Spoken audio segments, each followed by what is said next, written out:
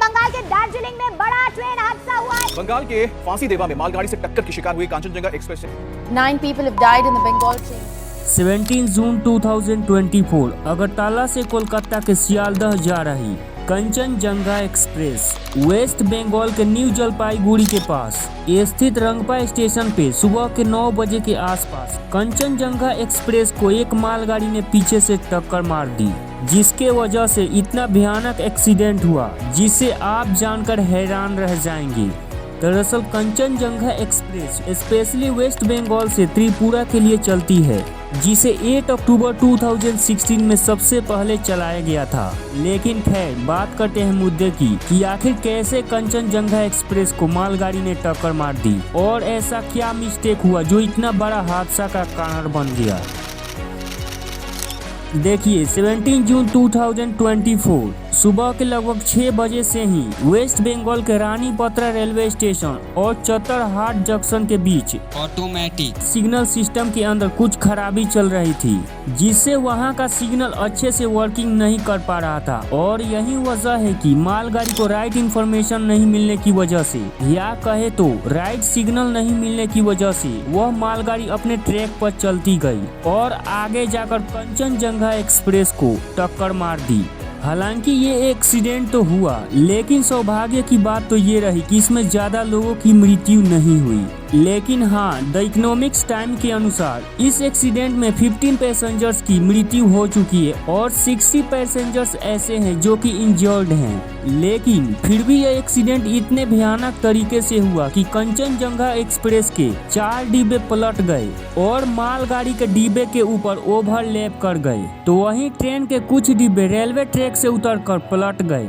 हालांकि एक्सीडेंट के होने के तुरंत बाद ही उस एरिया में मौजूद लोग एक्सीडेंट प्लेस पे तुरंत ही पहुंच जाते हैं और इस ट्रेन एक्सीडेंट में घायल लोगों को मदद किया जाता है तथा उनको हॉस्पिटल ले जाया जाता है। और साथ ही साथ वहां पे तुरंत ही मेडिकल टीम, पुलिस स्टाफ्स और एनडीआरएफ की टीमें पहुंच जाती हैं और अपना रेस्क्यू शुरू कर देती हैं। ट्रेन एक्सीडेंट इतना तेज हुआ कि कंचनजंगा एक्सप्रेस के कई डिब्बे पलट गए, बिखर गए और कुछ डिब्बे तो ऐसे क्षतिग्रस्त हुए थे कि उनको जोड़ पाना भी मुश्किल है। रेलवे बोर्ड के सीईओ जया वर्मा सिन्हा का भी यही कहना है कि यह ट्रेन एक्सीडेंट सिग्नल में प्रॉब्लम होने की वजह से ही हुआ है। इस ट्रेन एक्सीडेंट होने के साथ साथ उस रूट से जितनी भी ट्रेनें जाने वाली थी उन सभी को रद्द कर दिया गया। एक पैसेंजर जो ट्रेन हादसे के बाद मीडिया ने जब उसे पूछा तो उसने बताया कि तो सब ऐसे बोल रहा था कि एक्सीडेंट हो गया, हम भी चिल्ला रहा था, सब रो रहा था। फिर हम तुरंत बाहर आके देखा कि यहाँ पीछे से एक्सीडेंट हुआ है। हालांकि इस हादसे के बाद रेलवे मिनिस्टर अश्विनी वैष्णव ने भी एक्सीडेंट प्लेस पर आकर उन्होंने वहां का ब्यौरा लिया और इस एक्सीडेंट को लेकर उन्होंने दुख भी जताए। लेकिन इस ट्रेन एक्सीडेंट को लेकर कई सवाल भी खड़े किए जा रहे हैं कि आखिर फिर से इतना बड़ा ट्रेन एक्सीडेंट कैसे हो गया। 1981 में बिहार में हुई भारत की सबसे बड़ी रेल दुर्घटना जो कि दिल को दहला देने वाली थी, जब बागमती नदी पे ट्रेन पटरी से उतरकर दुर्घटनाग्रस्त हो गई, जिसमें लगभग 800 लोग मारे गए थे। तो वहीं हाल ही में हुए ओडिशा ट्रेन एक्सीडेंट जिसमें कि 237 लोग मारे गए और इस ट्रेन हादसा का भी कारण 2 ट्रेनों का टकराना था, जो कि कोरोमंडल एक्सप्रेस और हावड़ा एक्सप्रेस के टकराने से हुआ था। लेकिन खैर मुद्दे पर आते हैं और बात करते हैं कि आखिर इस ट्रेन एक्सीडेंट का परफेक्ट रीजन क्या है और रेलवे बोर्ड के सीईओ जया वर्मा सिन्हा का इसके बारे में क्या कहना है। तो देखिए, खबर के मुताबिक एक बात तो पक्की है कि यह ट्रेन दुर्घटना